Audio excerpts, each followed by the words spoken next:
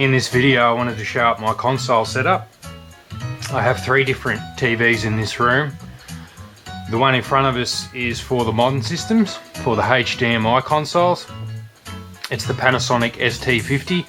It's a 50-inch plasma from 2012. It's got a superb picture. The only criticism I could probably draw at it is that it does have a little bit of lag. I think it's around 40 milliseconds on the Leo Bodner test. So it's not the fastest panel on the market, not the slowest, but I'm pretty happy with it. The Wii U's running right now with Super Mario 3D World, as you can see, and it looks absolutely terrific. There's nothing really special about this setup for the modern consoles. It's pretty straightforward. So I've got the PS3 running in HDMI 2. There's only 3 HDMI ports in the TV, and the Xbox 360 running in HDMI 3 there with Super Street Fighter 4. If I get the PS4 or Xbox One, as I will eventually, I'll have to get a switcher or something to plug them in. So that's pretty much it for the modern setup. Nothing unusual there. This setup here is for the component video output consoles, the pre-HDMI ones. It's a tricky sort of a generation of consoles because these are the ones that transition from Scart RGB into component video, but the transition wasn't really fully complete. Not all games support 480p progressive. What I've got here is the Nintendo GameCube, the Xbox and the Nintendo Wii. You could probably throw the PS2 into this lot as well, but I've got that in the RGB, Scart RGB setup, as I'll show you soon.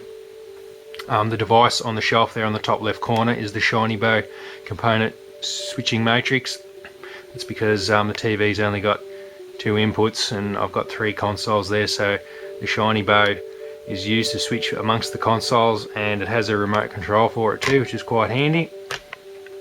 I'm fairly into modding consoles and doing various things, and the Wii here's got a hard drive hooked up to it. The Wii's been soft modded. I soft modded that, and I've got my backups on the hard drive, and I've got Punch Out ready to load up there. The Xbox One, here it is here. I don't really have much in the way of games for it. It's not a console that I really got into too much, but it's got a mod chip in there. I put that one in as well to play backups.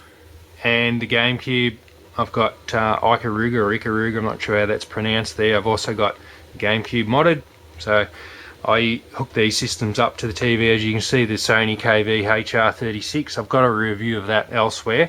It's a really good widescreen CRT for these systems, so check that one out. Now we'll move on to the older consoles. Last but not least, this is the setup that I use for the older game systems. The TV I use here is the Grundig M95-795. I've got a video of that elsewhere that I did recently. I use it for RF, composite, S-Video and Scart RGB consoles. There's nothing RF at the moment connected. There's 11 systems connected to it, and the way I do that is via the matrix switcher that's down there. That's that big grey box there with all the white buttons on it. It's a crosspoint switcher, Extron crosspoint switcher. It's got 16 inputs.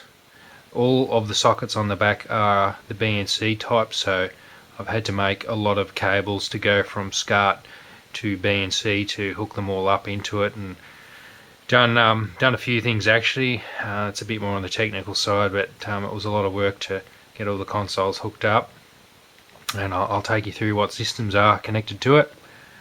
So over here we've got the Commodore 64. That's outputting S-Video. In the back of the Commodore 64, in the cartridge slot, is the 1541 Ultimate 2 flash cartridge. It's got oodles of Commodore 64 games on it to play. I've got an AV Famicom here with the Crix N8 flash cart, the NES stuff. Super Famicom with the SD to SNES flash cart. A Nintendo 64 with a flash card in it as well. It's an early Japanese model system, and that one's RGB modded. Down here we've got a stock standard Panasonic 3DO FC10. That's hooked up via S-Video, but there's no mods of any sort going on with that one. Over here we've got a Super Graphics with the Crix PC Engine flash cart in the card slot. You can see the little bit of green circuit board there. Also hooked onto the back is the Super CD-ROM 2 unit, and that one's RGB modded. I followed one of Fagan's guides to mod the console, the Super Graphics, to output RGB, and I've got to say that the mod's really good, and it's probably no exaggeration to say that would have the best RGB output of any system. It's really that good. Up on top there's a little PS1, a nice unit, very reliable. That's got a mod chip in it to play backups. There's a fat PS2. I've got a mod chip in that as well as a soft mod, and it's got the network adapter on the back as well as a hard drive inside to store all the backups.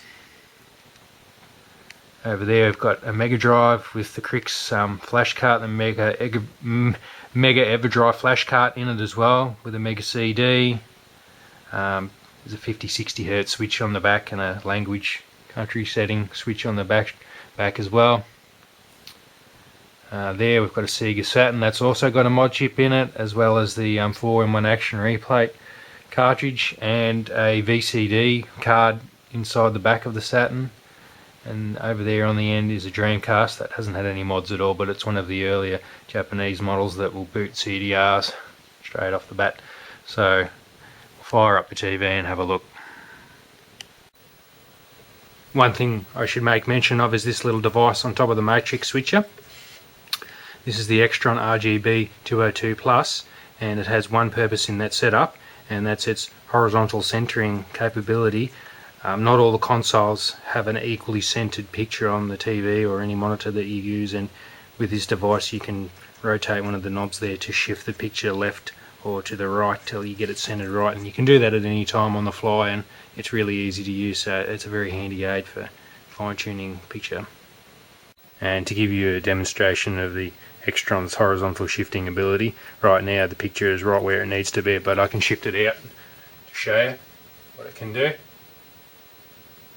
There you go, it can go out quite far and right into the centre, and a lot out to the other side as well, but there we are, it's right on the line there.